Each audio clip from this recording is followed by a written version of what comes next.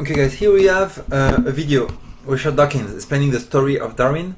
Let's see what he's saying. He's saying that some foolishness. He's a good guy, but the man is deceived, sadly, and deceiving millions. Why God would have created distinctive kinds of tortoise, finch or iguana on more or less identical small islands.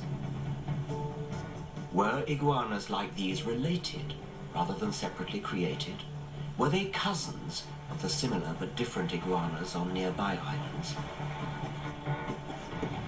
Yes, so he's saying that they're related because the only proof he has that that evolution would have happened from nothing, no proof at all. And then he's saying that because you see different iguana, one island bigger one, the other one a smaller one, so there will be proof of evolution. No, it's just because the weather is different.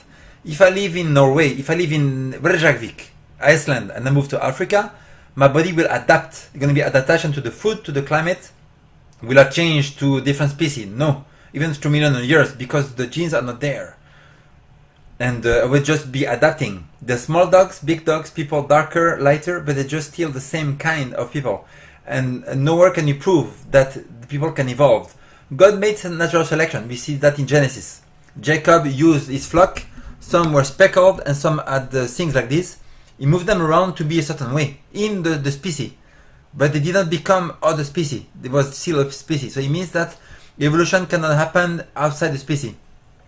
If you have humans, then it stays humans. If you have this kind of yes, so if you move somewhere else, you will just adapt. Natural selection. Because if there was no natural selection, no one would be able to adapt to the weather, to the food, to anything, to the climate. Everyone will die in one day. There will be no life on Earth. Natural selection helps people to survive to different climate, different food, and everything. But it does not mean that we change to other species. There's no scientific ground of this.